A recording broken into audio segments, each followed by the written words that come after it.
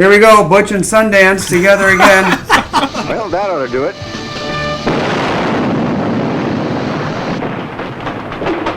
Think you used enough dynamite there, Butch? Hello, Silver fans. This is T, and you're in the place to be for Silver education, acquisition, and entertainment, and numismatics. Today, the place to be is downtown Chicago, home of Harlan J. Berk, where I'll be visiting my buddies Mike and Russ. Enjoy. All right, guys. When I came in, you guys were doing some serious research, and I'm guessing that's a decent part of your job. Yeah, it's a very big part of our job. A lot of times we get collections that come in that we really have to evaluate for more than just the basics. So we took in a collection of early copper. A copper. How do you like that, boys? A copper. Okay. And in early copper, you have varieties, and these are usually called Sheldon numbers. There's a couple other guys that researched them, but basically, in early copper, and by early copper, I'm talking, 1793 to the 1850s, you have a lot of different varieties, and they actually tracked these coins. Somebody actually sat and did the research, and they figured out what dies they came off of. So it's called die pairs and things like that. So Mike and I were... There's a very interesting group out there called EAC, Early American Copper Collectors. Okay. And these people have literally taken the painstaking work of identifying every single die that was used. They are nuts about grading. They are just absolute champions of large cents. Okay. And so they've compiled a lot of this data into books, Sheldon, Noyes, a couple others. And so when we get one of these varieties, or when we get one of these coins, it's important to us to figure out what the variety is, because that will speak to how rare the coin is. I see. So, for example, what we were really working on is a 1794 large cent. Okay. And so what's interesting about 1794 large cents is you have three major subtypes. So you have the head of 1793, the head of 1794, and the head of 95. And basically what that is, so in 1793 they changed the design to that current design. And in 1794, they were still reusing those dies. And then they were using 1794 dies. And then towards the later end, they were actually using dies that were supposed to be for 1795. You've got quite the variety there. Exactly. So you have three different head types that you can find on one of these 1794 large cents. That's correct. And a head of 1793 is much, much more rare than a head of 1794 or a head of 1795. So we did our research, and generally how this works is one of us will look at the coin first, we'll form an opinion, and we'll either blindly hand the other the reference book and the coin, or we'll tell them what we think we see. And so generally that's how Mike and I work, and we do actually have a pretty good warm and fuzzy that it is Sheldon 18B. And this is a pretty rare variety no matter what.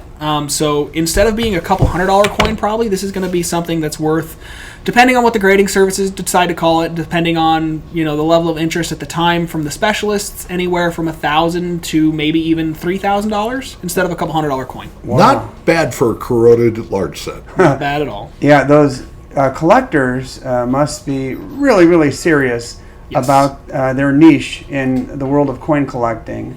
Man. Well, this comes from the very, very birth of the United States Mint. They started in 1793. So, this is when they first started making coins. There's a lot of really interesting history that goes into it in how they figured out how to get this stuff done. They were just farmers. Yeah, it's really fascinating, especially with large cents, because everything was done by hand. Right. So all the lettering, all the numbers, all that stuff is hand punched into the dies. So that's why you end up with all these crazy different varieties. I see. Is because they were still doing everything by hand, and they were so concerned about just getting money out that they were mixing and matching different dies, different elements. They didn't care. Does it weigh right?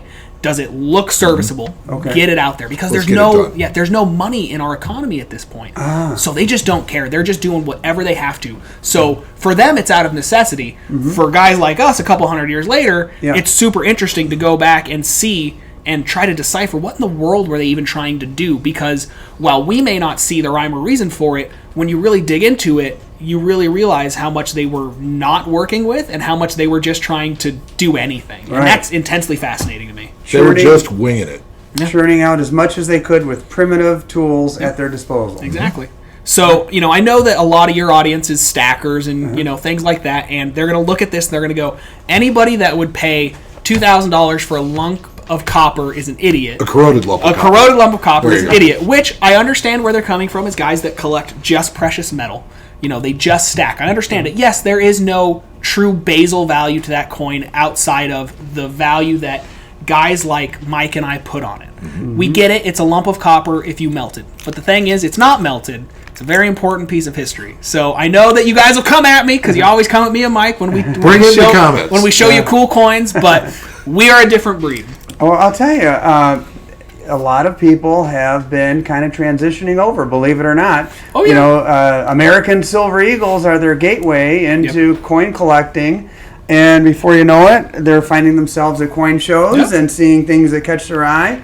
And eventually, it's impossible to collect everything. Mm-hmm. And so, us bullion guys are finding ourselves, working our way towards these niches that interest us. Yep. And maybe some guy out there just got turned on to copper for the first time. Could very well and be. is going to start doing a little research. Yeah. Especially considering, I hate to turn the tables a little bit, but over there behind your shoulder there, Russ, I see the silver price is down again. It's like $22. Yep. And what's that done to the market? Are people flooding in to buy silver because it's cheap now? Or we have almost no real big silver purchases. Okay. Silver is, I don't want to say silver is dead, because obviously it's not. Never. However, we have seen a lot less sales in silver than we have gold. Yeah, you know what? I don't know if everybody is feels like the sky is falling all of a sudden. But, prices go up, prices go down. Exactly. All right, buddy. Well, thanks for the time. Much appreciated. Special thanks to Mike and Russ. Both of those guys have their own YouTube channels. Links can be found in the video description. And another big special thanks goes to these channel members who support my efforts to bring you videos just like this one. Okay, let me show you what I purchased. And hey, how do you like this? Vintage Libertads, a.k.a. Gorditas. This is the end piece. They came, look at that color.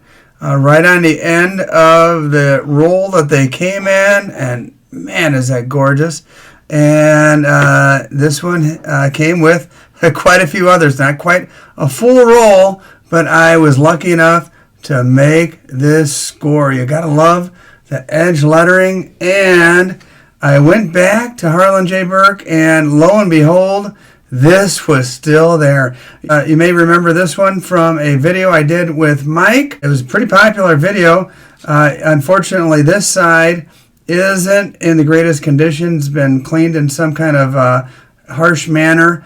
Although it doesn't look that terrible, but this side right here is the real stunner, and I picked it up for a very good price. And look at that. So if you'd like to see more, be sure to click on either of the videos that you see on your screen right now. I certainly appreciate you watching, and we'll see you on the next Coin Shop video. Thanks for watching, everybody. See you.